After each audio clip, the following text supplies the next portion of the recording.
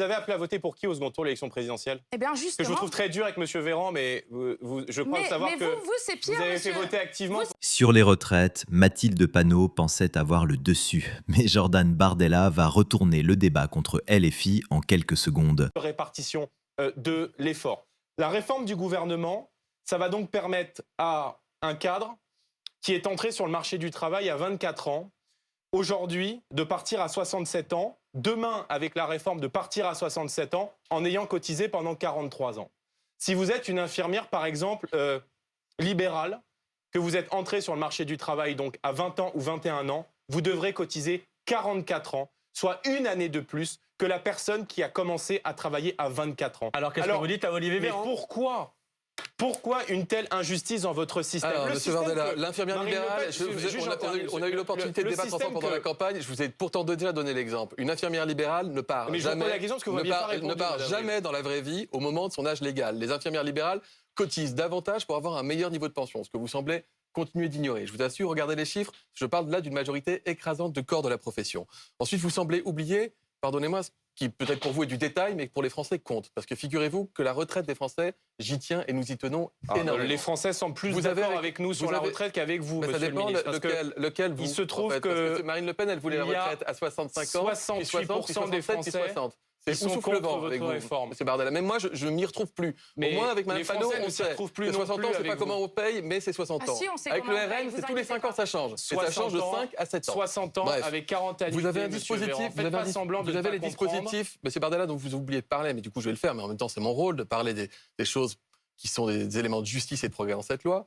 D'abord, vous avez le dispositif de carrière longue, dispositif pour les carrières hachées, qui font on ne touche à rien s'agissant des personnes qui sont en invalidité, en situation de handicap, exposées à l'amiante, etc.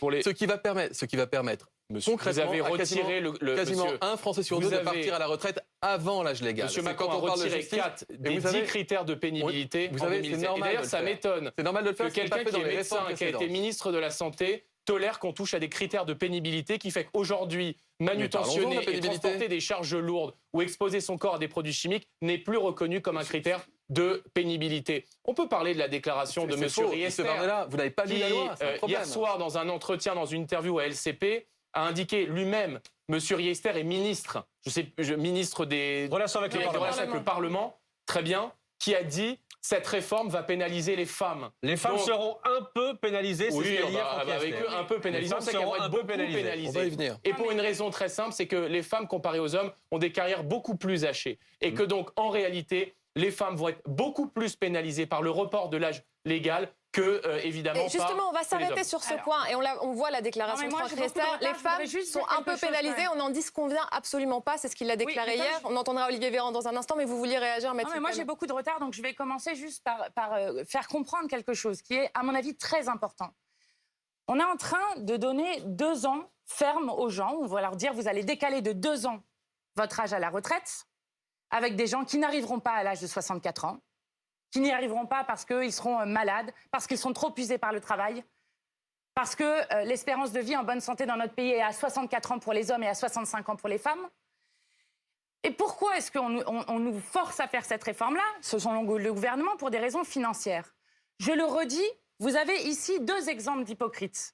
Monsieur Véran, qui n'a pas répondu à ma question sur combien ont coûté les primes Macron à l'assurance vieillesse, j'aimerais savoir, parce que à force de créer des trous comme ça, après forcément, on le compense. Et d'ailleurs, c'était marqué. Attendez juste. Non, laissez-moi terminer, monsieur Véran. Il n'y a pas un euro de moins dans les caisses de la Sécu. Dans le projet de loi de finances 2023, vous avez écrit noir sur blanc que vous faisiez cette réforme des retraites pour compenser les cadeaux qui étaient faits aux plus riches et à la baisse des impôts de production. Donc, ce sont pour les cadeaux faits aux plus riches que vous demandez à des millions de Français de voter plus longtemps. Et monsieur Bardella, ça, c'est la proposition de loi que vous avez déposée avec le Rassemblement national lors de votre journée réservée du 12 janvier. Qu'est-ce qu'elle fait, cette proposition de loi?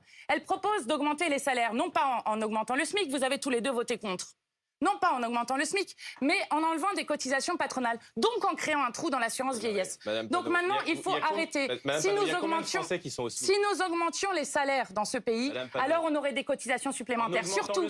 Surtout, si on mettait une égalité salariale entre les femmes et les hommes, on pourrait avoir 6 milliards d'euros supplémentaires en cotisations. Donc, il faut arrêter de dire que nous ne pouvons pas trouver de l'argent dans notre pays. Il y a des emplois à créer. Monsieur Véran, les 100 000 emplois qui manquent à l'hôpital public, les 240 000 qui manquent dans les EHPAD, les 300 000 qui manquent pour l'agriculture paysanne et écologique. Nous avons des millions d'emplois à créer dans ce pays qui sont socialement et écologiquement utiles. Et par ailleurs, nous avons 6 millions de personnes privées d'emploi et 14 000 personnes qui meurent directement chaque année des causes du chômage. Donc, non, mais je le dis parce que... J'ai une question à vous poser, parce que j'ai un petit trou de mémoire. Vous avez appelé à voter pour qui au second tour de l'élection présidentielle? Eh bien, justement... Que je vous trouve très dur avec M. Véran, mais je crois savoir que vous, c'est pire, vous avez fait voter activement. Vous, c'est pire, non, mais rappelez-moi, parce que j'ai un petit trou de mémoire. Vous votez avec la loi sur le pouvoir d'achat. Pour qui vous avez appelé à voter au second tour de l'élection présidentielle? Eh bien, nous avons appelé à voter contre Marine Le Pen. Et qui était le candidat en face?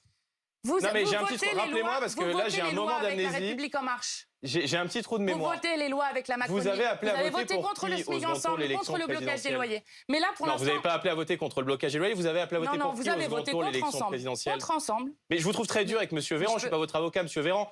Mais je vous laisse débattre entre vous, là. Rappelez-nous... Je rattrape du temps, j'ai beaucoup parlé avant, je parlerai du fond. Moi, je posais une question. Vous avez appelé à voter au second tour de l'élection présidentielle, Mme Panot. Combien a coûté la prime Macron? Non, mais c'est intéressant.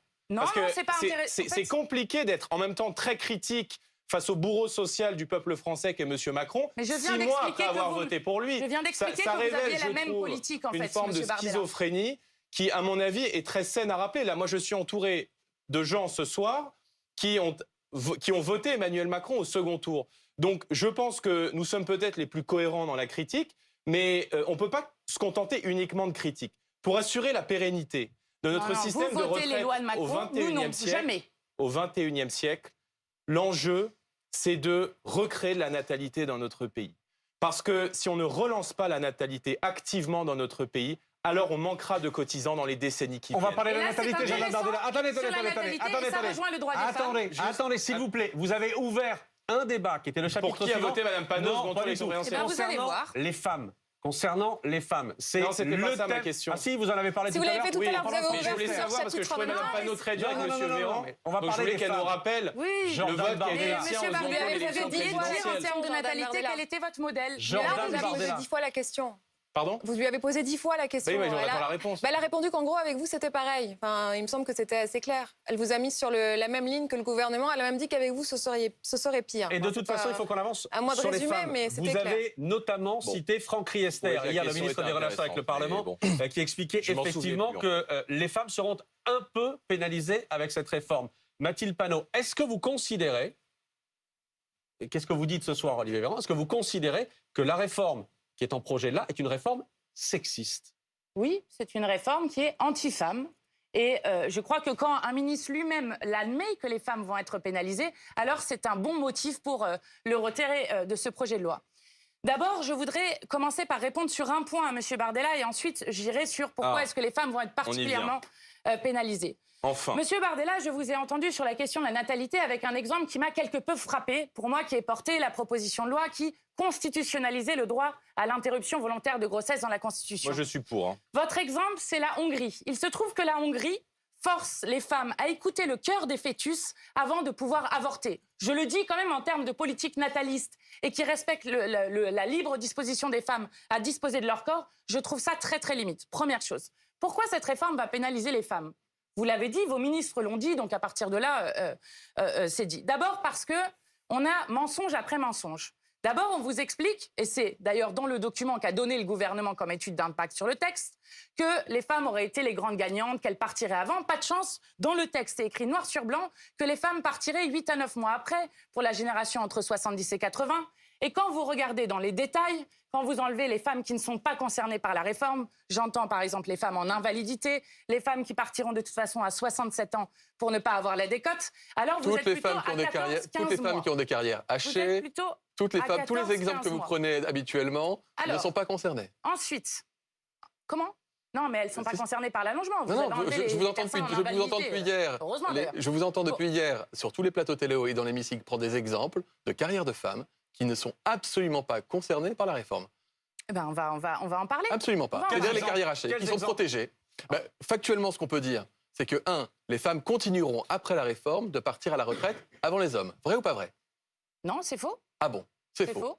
Alors ça, c'est un problème. Mais c'est ce qui est marqué dans votre étude d'impact, en fait, monsieur le ministre. Madame Panot, je vous répète, la question. Je vous répète la question. Allez-y. À l'issue du vote de la réforme des retraites, si elle est votée par le Parlement, dans sa souveraineté, est-ce que oui ou non les femmes continueront de partir la réforme plus ne sera tôt pas votée, hein. Est-ce que oui ou non les femmes continueront de partir plus tôt que les hommes à la retraite? Non. Alors je parle. Mais non, mais si vous parlez pas à carrière complète, on s'y retrouve jamais. Les femmes partiront factuellement plus tôt à la retraite. Attendez, je continue.